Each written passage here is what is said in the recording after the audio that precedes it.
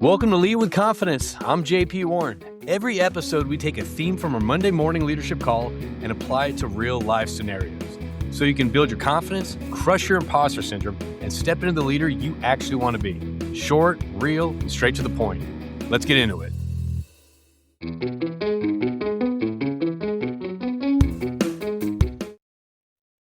Welcome back to Lead with Confidence with me, your host, JP Warren. If you're just finding out about us today, these are episodes that are 10 minutes or less on soft skills frameworks to help you navigate your career with more confidence. And why is it so important? Because soft skills is 85% of our career success. The other 15, that's the technical side of information. That's how you do your job. The soft skills side, there's so much to it. That's why it's a soft skill, because these are skill sets that can be learned, practiced, and mastered, okay? Today, we are actually talking about active listening, how it's a superpower that not a lot of people have whenever they're at these networking events, okay? So let's kind of give the reality of what's going on right now. Normally, when people go to networking events, they're thinking about themselves, right? This is what I do. This is the services I provide. This is who I help. And the next thing you know, they get in conversations, and it's very natural whenever you're in a conversation with a stranger that you just met, people are often thinking about, what do I have to say next? Okay, this person's talking right now, but what's my story after this? What's my pivot to this? Or how can I match this story? And how can I maybe one-up this story, right? When you start doing that, you're really not engaging in the conversation. You're just kind of waiting for the other person to finish so you can start chiming in your thing. All right. And you got to think about this. Our networks and how we network at these networking events, you got to think about like dating. Okay. Your date's going to go horribly if you're not listening. Your date's going to go horribly if you're just kind of talking about yourself the entire time, right? Put yourself in the other person's shoes. Have some empathy and think about what this other person will want to hear when they're engaged in this conversation versus what you think they need to hear, okay? And I often find this, once we start shifting, I remember there was a time in my career where I felt that I had to fill every silence, or I had to match every conversation with my own story, or, I had to fill the silences in conversation just with me talking.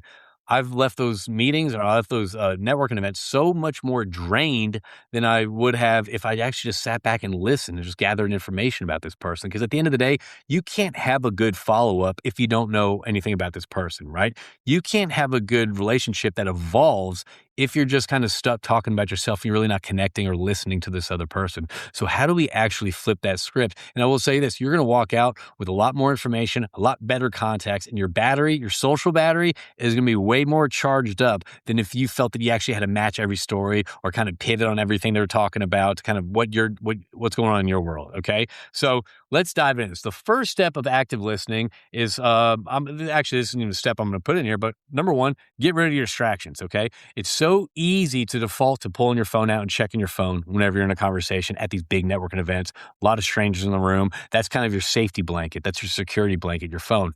Put your distractions away. Put your phone on Do Not Disturb. Don't check that until after the event, okay? All right? So the second thing is, I guess, whenever you are in a conversation, hold back, right? Don't be thinking about, what do I have to say next, right? Or once this person's done talking, I'm going to start talking about myself, right? Hold back, allow pauses, allow space, because chances are, if you do allow a little bit pause, that other person is going to notice that, and they're going to keep on talking. And when they're talking more, you're going to learn more about them. You're going to learn more about their jobs, their careers, their family life, what they like doing on their time off. And once you start kind of getting in that depth of a conversation, it is way beyond the transactional conversation. So hold back, allow for space, allow for some pause. Okay. So welcome the pause inside your conversation, okay? The third thing that we can do is engage with our bodies. So when you are active listening, have your shoulders facing them. I see a lot of people hands in pocket, looking around the room, looking at who else they can talk to. Make eye contact, right? Smile, nod your head, tilt your eyebrow up whenever you're listening. That shows that you're actually listening to this person, right? You're not just kind of like, this person's talking, I'm looking around distracted, okay? So be locked in, be listening, and utilize your body language, right? What did we talk about a couple episodes previously? Executive presence isn't being the one that knows everything in the room. Executive presence is the ability to have other people feel comfortable around you. And that's exactly what you're doing with your body language. Our body language is 55% how we communicate.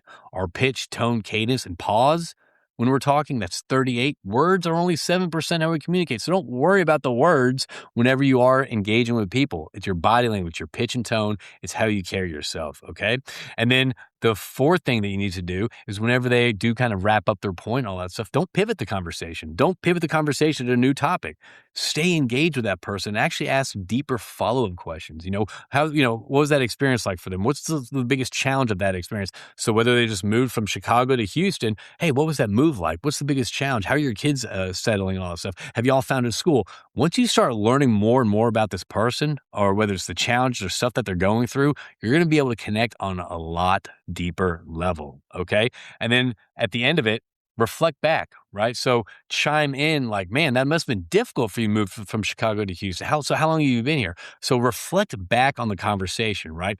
So have them kind of put a bow on it. That way, whenever you are following up, we just talked about this in the last episode, when you are following up, you have those personal pieces of information from the conversation they had with you. That shows you were listening, that shows you were engaged, and that shows that you care about this person, right?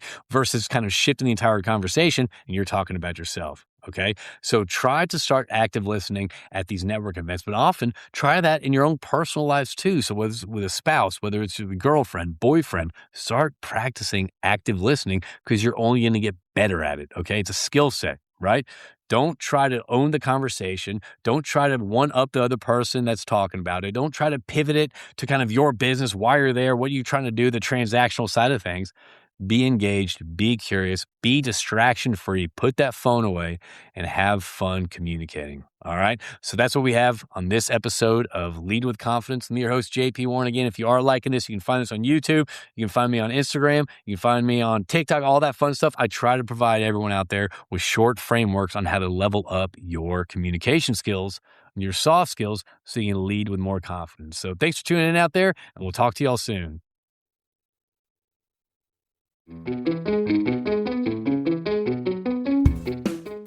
That's your framework for the day. Go lead with it. I'm JP Warren. Lead with confidence.